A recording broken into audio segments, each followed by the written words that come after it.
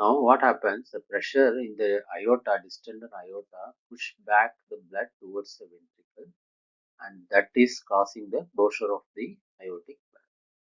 So because the pressure is increased in the aorta, that causes blood to come back to the ventricle. This causes the closure of the aortic valve.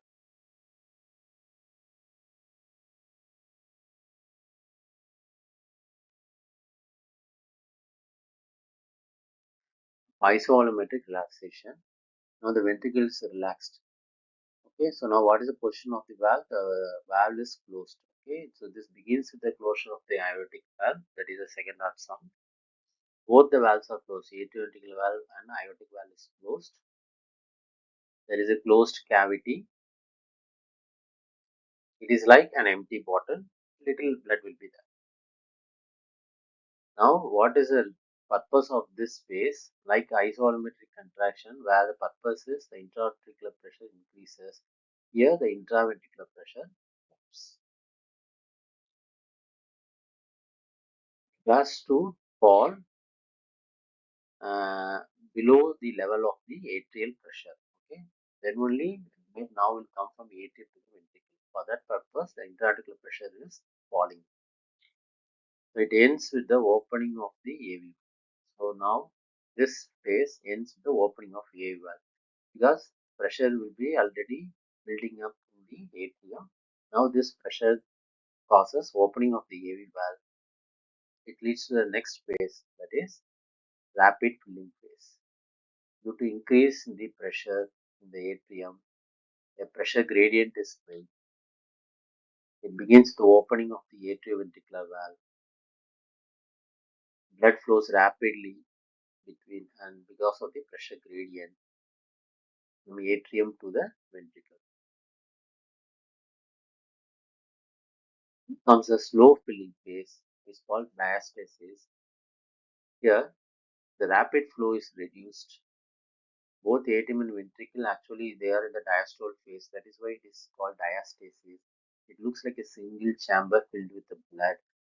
It looks as though the blood is not flowing at all, but very slow flow is there. So it looks like a single chamber filled with the blood. Blood is slowly flowing from atrium to ventricle. Then last rapid filling phase. So now the atrium will work. Okay, till this stage, atrium is in the diastole phase. Now the atrium will contract and it gives the 25% filling. So up to this stage, 75% filling of ventricle occurred. The remaining 25% occurs in the last rapid filling phase, and it is due to the atrial contraction that is pushed into the ventricle. Phase coincide with atrial systole. This is a message 25% filling occurs here. Already 75% filling occurs in to this stage. In slow filling phase, you can see 75% filling already. End of diastole, the volume of blood in the ventricle is end diastolic volume, which is 130 ml.